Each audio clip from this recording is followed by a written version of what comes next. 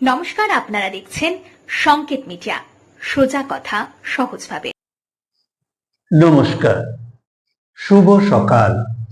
আজ ঈশ্বর কথার ৪৭তম পর্বে শ্রী শ্রী রামকৃষ্ণ কথামৃত পাঠ।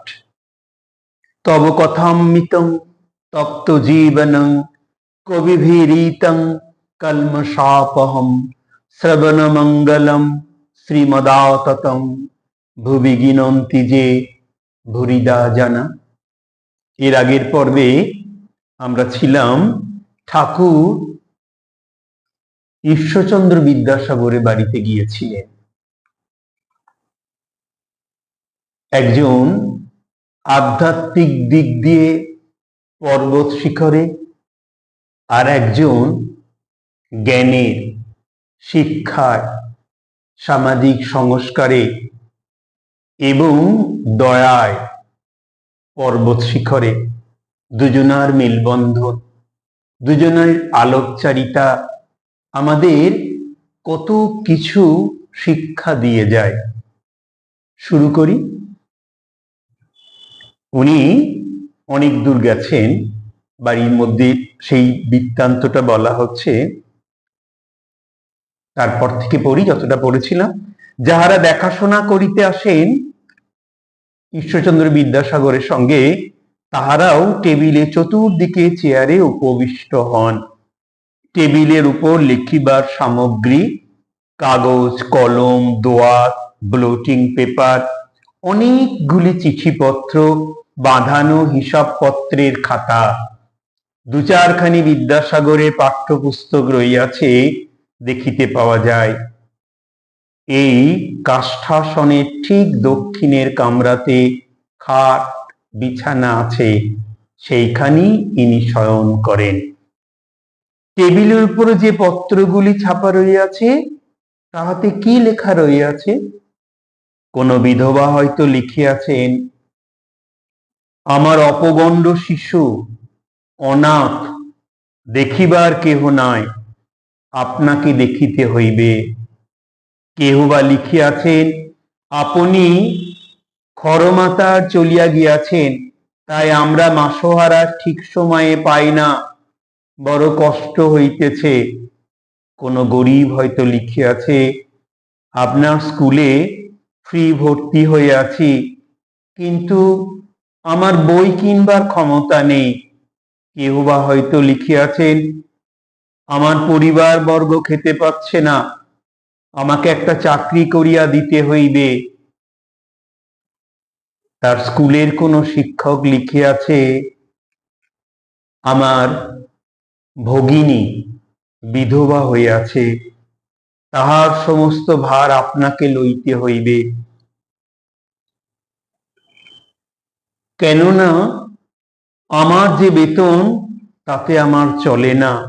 হয়তো কেহ বিলাত হইতে লিখিয়াছেন, আমি এখানে বিপদগ্রস্ত, আপনি দিনের বন্ধু, কিছু টাকা পাঠাইয়া আসন্ন বিপদ হইতে আমাকে রক্ষা করুন।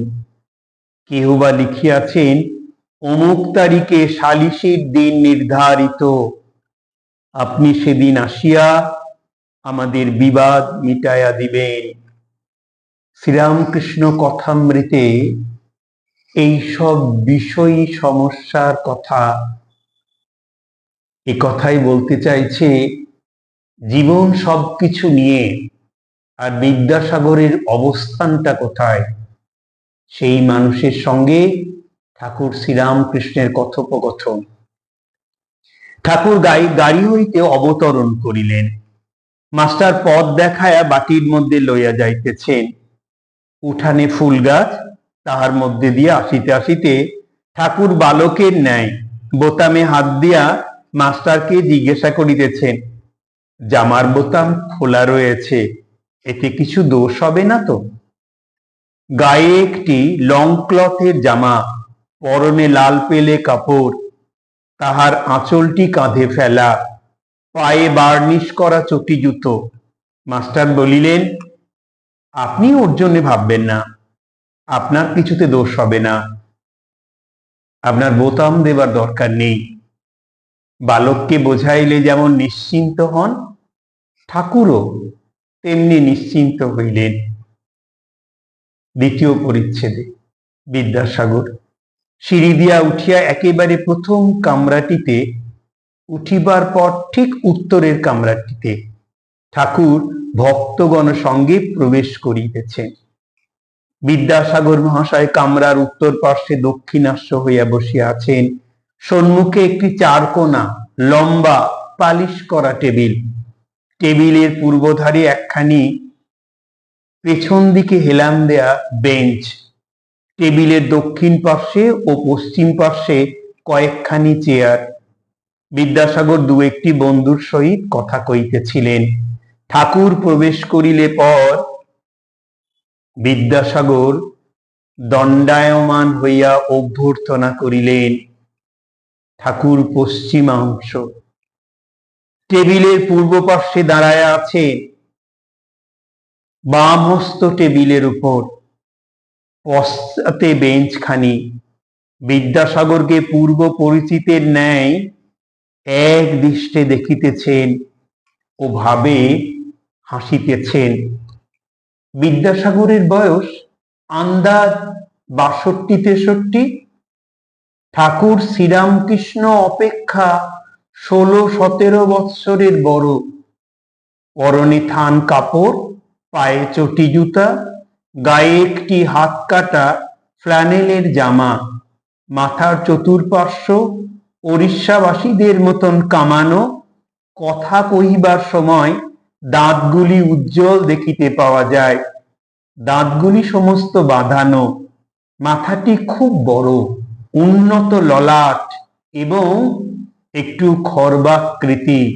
ব্রাহ্মণ, তাই গলায় উপবীত। বিদ্যাসাগরের অনেক গুণ। প্রথম, বিদ্যানুরাগ।